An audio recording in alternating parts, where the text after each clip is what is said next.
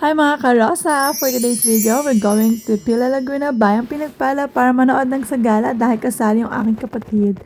Ayan, upload ko na nakaraan. Ako yung nag-makeup sa kanya. Ayan siya. O, sino ko dyan? Ayan, so, on the way na kami.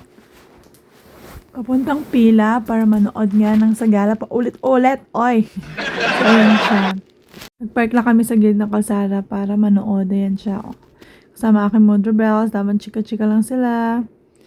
So nga pala, kasali din pala ang aking kapatid na lalaki. Second runner-up, Lakan ng Pila 2026. Oh ha? Sino pa dyan? Ito na yung dulo ng parada, ng parade.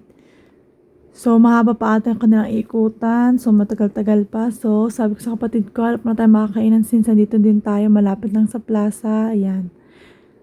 Manlakad lang para mahanap ng kung anong makakain. So, naalala ko nga pala, sabi ko, sakto, nakita ko parang meron nagtitinda ngayon dito sa plaza ng dried pusit. Nagkikrave talaga ako doon dahil ko nakikita sa social media, kaka-scroll, ayan.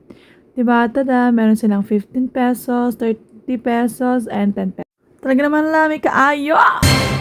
Super sarap talaga niya. So, ayan, ginigrill lang siya. Super bilis lang niya. Parang second nga lang, bilang ka lang 1, 2, 3, 4, 5, 6, 7, 8, 9, 10, huy!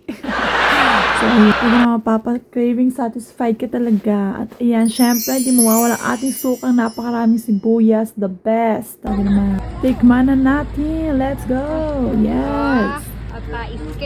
Oh, di ba? Ingay na kapatid ko. Talaga naman. Lagag. Hello mga The best naman talaga. Okay, so ayan. Tamang lakad na kami, makakainan pa. Pero as you can see, paggabi na or gabi na yung time na yan. So, nag-close na yung iba.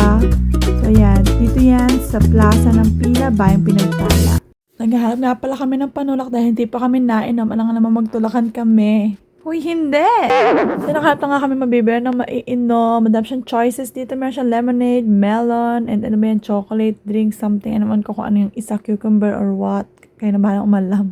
So, and after, sabi ko sa kapatid ko, dadaan lang din ako sa simbahan para mag-pray dahil dito lang din naman to mismo sa plaza ng Pila. So, ayan, nag-pray lang ako.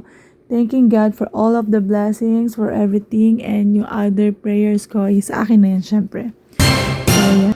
So, ayan, after na, nagtirik na lang din ako ng candles for all of my prayers. So, that's it for today's video. Thank you for watching this video. Hope you enjoy this video. Please don't forget like, share, subscribe, and click the notification bell for more videos and updates.